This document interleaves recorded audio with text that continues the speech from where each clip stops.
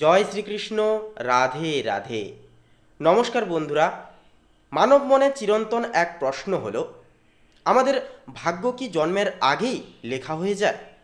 আমরা জীবনে যে সমস্ত সুখ, দুঃখ বা পরিস্থিতির সম্মুখীন হই, তা কি আগে থেকেই ঠিক করা থাকে, নাকি আমাদের বর্তমানের কর্মই পারে ললাটের লিখন বদলে দিতে? প্রাচীন ধর্মগ্রন্থ গরুর পুরাণ এই রহস্যের অত্যন্ত চমৎকার একটা ব্যাখ্যা দিয়েছে। শ্রীকৃষ্ণ স্বয়ং দেবর্ষি নারদকে এ বিষয়ে জ্ঞান দান করেছিল। তিনি জানিয়েছেন, অর্ধেক জ্ঞান সবসময় বিষের মতো ভয়ানক। তাই এই জীবন দর্শনের কথাটি আমাদের সম্পূর্ণ মনোযোগ দিয়ে বোঝা উচিত। যারা এই ভিডিওটি দেখছেন, আপনাদের কাছে অনুরোধ, ঈশ্বরের প্রতি কৃতজ্ঞতা জানিয়ে কমেন্ট বক্সে জয় শ্রীকৃষ্ণ, রাধে রাধে অবশ্যই লিখুন এবং চ্যানেলটিকে সাবস্ক্রাইব করে আমাদের সঙ্গে অবশ্যই থাকুন। একদা দ্বারকা নগরীতে দেবর্ষি নারদ শ্রীকৃষ্ণকে জিজ্ঞাসা করেছিলেন, মানুষের জীবনে যা ঘটে তা কি কেবল পূর্বজন্মেরই কর্মফল, নাকি মানুষ তার পরিশ্রম ও সৎকর্মের মাধ্যমে ভাগ্য পরিবর্তন করতে পারে? এর উত্তর শ্রীকৃষ্ণ মগধপুরীর রাজা বীরধরের একটি কাহিনী বর্ণনা করে এর মাধ্যমে বোঝাতে থাকেন। রাজা বীরধর ধার্মিক ও ন্যায়পরায়ণতা হওয়া সত্ত্বেও মহাদেবের আশীর্বাদ প্রাপ্ত তার পুত্র জন্মগতভাবে অত্যন্ত দুর্বল ও অক্ষম ছিল। এই দুঃখে ভেঙে পড়ে রাজা যখন শ্রীকৃষ্ণের শরণাপন্ন হন, তখন ভগবান তাকে একটি গভীর সত্য উপলব্ধ করান।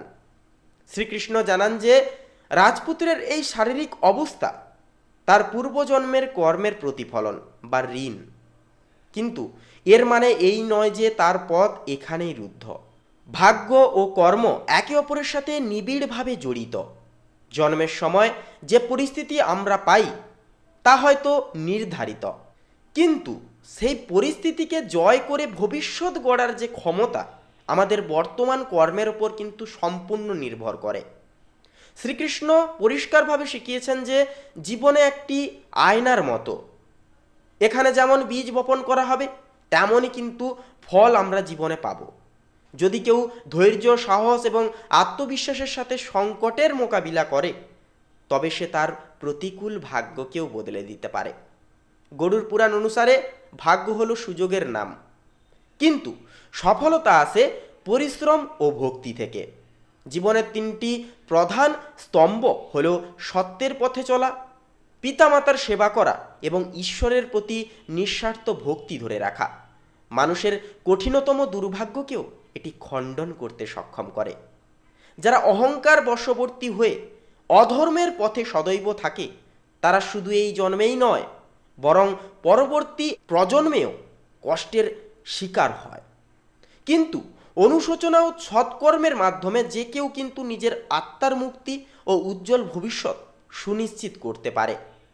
পরিশেষে বলা যায়, ভাগ্য হয়তো আমাদের জীবনের প্রেক্ষাপট তৈরি করে দেয়, কিন্তু সেই নাটকের নায়ক হিসেবে আমরা কেবল অভিনয় করব। তা সম্পূর্ণ আমাদের হাতে। তাই অতীত নিয়ে পড়ে না থেকে বর্তমানের প্রত্যেকটি মুহূর্তকে সৎ কাজে নিয়োগ করাই হলো প্রকৃত মনুষ্যত্ব। গরুর পুরাণের এই অমূল্য শিক্ষা আমাদের শেখায় যে কর্মই হলো ভাগ্যের শ্রেষ্ঠ নির্মাতা। যদি আপনি এই কাহিনী থেকে বন্ধুরা অনুপ্রেরণা হয়ে থাকেন, তবে ভিডিওটি অবশ্যই একটি লাইক করুন এবং বন্ধু বান্ধবদের সাথে শেয়ার করে এই পবিত্র জ্ঞান ছড়িয়ে দিন। সুস্থ থাকুন, ধার্মিক পথে চলুন। জয় শ্রীকৃষ্ণ। রাধে রাধে।